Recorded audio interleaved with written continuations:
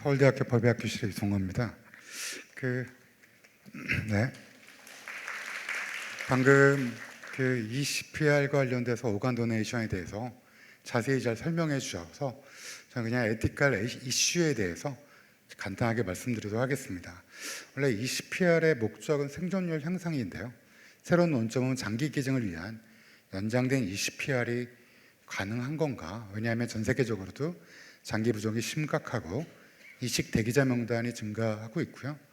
또 뇌사 판정일 중간에 아까 발표하신 것처럼 뇌사 판정이 있게 되면 잠재적 장기 기증자로 전환될 수 있기 때문에 이게 굉장히 좋은 게 아닌가 싶은데요. 윤리적 관점으로 보면 공리주의에선 당연히 이거를 제가 일반 분들에게 이런 이 CPR을 통해서 조금 더 연장을 하다가 뇌사자가 되면 장기를 기증할 수 있기 때문에 새로운 생명을 살릴 수 있지 않느냐.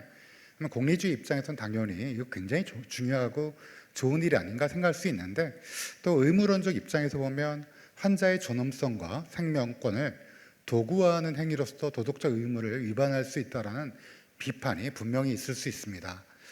사실은 지금까지 우리 DCD가 왜 없냐? 아까 고대 케이스 보여주셨는데 주셨는데 전체적 케이스에서 우리나라에 왜 DCD가 없냐? 법에서 허용하지 않습니다. 노터치 2에서 5분도 허용하지 않고요.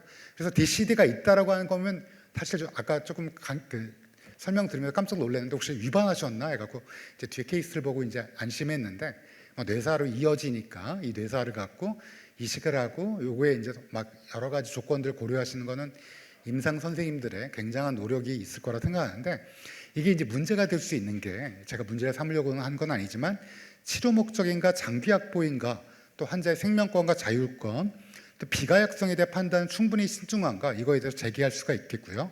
또 유족이 있어서 이게 이제 저희가 대개 이런 거 발표할 때는 잘 설명을 드렸다 하는데, 유족 입장에서 추후에도 문제를 제기할 수 있고요. 사전연명 의료제도와 연결되지 않으면 분명히 법적 그리고 윤리적 이슈가 있을 가능성이 높습니다.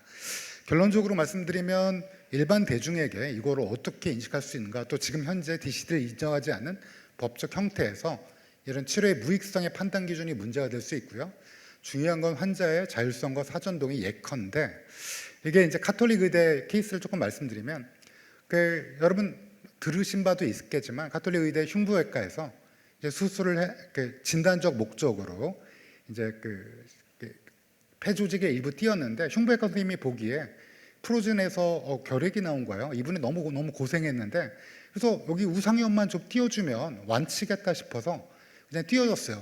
어찌 보면 의사가 완치를 시켜준 건데, 이게 변호사분이었고, 이게 자기가 이제 자기의 자기결정권을 침해받고 우상엽을 띠므로써 조금이라도 숨이 차고 일을 못하겠다 그래서 13억인가를 아마 청구했고, 아마 9억인가 제가 낸 걸로 최종 항소심에서 법원이랑 정년퇴임 하신 흉부외과 선생님이랑 같이 나눠서 내는 걸로 제가 알고 있었는데요.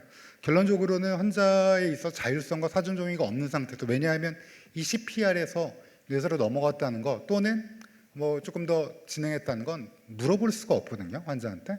유가족의 동의로 충분한 거냐? 일때 법적으로 문제를 삼을 가능성이 충분히 있습니다. 더더군다나 가족 동의에 있어서 심리적 부담, 뭔가 헌신적인 또는 굉장히 숭고한 것 때문에 이걸 강요하는 것처럼 느껴질 수도 있고요. 이게 장기 시술에 관련된 환자의 승낙, 또 가족의 승낙 여부에 있어서 지금 사전연명 의료제도에서 여러분 아시겠지만 가족의 범위를 민법으로 확대했기 때문에, 이 가족이 만약에 다른 가족이 반대할 때 이걸 어떻게 할 건가에 대한 충분한 법적 논의가 있을 수 있습니다. 결론적으로 주요 쟁점을 논의하자면, 지금 현재로 보시면 지금 아까 발표해 주신 고대 케이스 같은 경우는 자연스럽게 잘 넘어갔는데, 문제는 일단 순환사가 되어야 됩니다. DCD가 되지 않는 경우에, 저희 DCD가 없는 건 당연히 통계상으로는 DCD가 나오지 않으면 안 됩니다. 결국 옵트아웃 제도나 DCD 제도가 선행되지 않는 경우에선 언제든지 법적 윤리적 문제가 있을 수 있고요. 또 어드밴스 디렉티브, 뭔가 사전연명 의료제도와 연관해서 이거에 대해서 국민적 홍보라든지 이런 게 돼야겠고요. 또 하나는 아까 이제 소생과 또 기증이 혼재되어 있는데, 명확히 분리해서 이거에 대해서 혹시 오해할 수 있는 거를 막아야 되고요. 또 침습적 조치라는 점에서 이거에 대해서 분명히 조금 더 최소 침습 접근을 해야 되겠고요.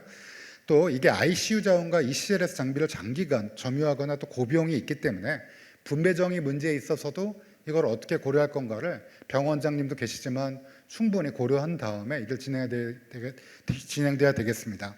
결국은 제가 이제 7가지 아마 여러분께 나눠드린 그 노트에 있겠지만, 지금 현재로서는 DCD가 되지 않는 상황에서는 이 뇌사 판정으로 자연스럽게 넘어간 고대 케이스 같은 경우는 문제가 없겠지만, 이거를 지금 우리가 적극적으로 추진하기에는 조금은 부담감이 있다. 그래서 물론 환자의 생명을 살리는 거기 때문에 굉장히 중요한데 대비할 게 굉장히 여러 가지가 있다. 특히 뭐 여러 단체에서도 하고 있지만 DCD 제도라든지, 그다음에 환자 사전연명 의료제도를 지금 국민의힘 한지아 의원이 지금 개정하고 있는데, 여기서 조금 여기 계신 선생님들이 제가 대한민국에서 가장 존경하는 과 선생님들이신데 조금 더 의견을 내서 장기 기준과 연결돼서 기관윤리위원회에 있어서 이걸 조금 멀징할 수 있는, 또 사전연명 의료의향서에 조금 더 이런 것들 집어넣을 수 있는 것들을 한 번쯤 국민의힘이든 더불어민주당이든 조금 제시하셔서, 여기 아까 제가 좀 되게 인상 깊었는데 조금 이런 것들을 조금 제시하시는 게 어떨까라는 게 좀 하고요.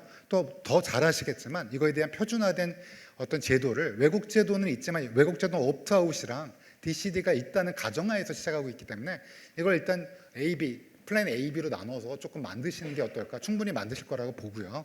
결론적으로는 기본적으로는 법제도 트랙, 임상 워크플로우, 임상 거버넌스 리스크 통제, 그다음에 대국민 전략 수립, 두날 리스트, 절대로 이게 뭔가 장기 기증을 위해서 억지로 20PR을 해서 살린다는 게 아니라 이게 여러 가지가 연관되어 있다는 걸 좀 홍보하는 시스템까지 같이. 1번이 제일 중요한데요. 사실 제가 어렵습니다. 그래서 2, 3, 4번은 아마 여러 학회를 통해서 좀 준비하실 수 있을 거라고 보고요. 이렇게 제안을 드리고 싶습니다. 긴 시간 동안 들으셔서 감사합니다.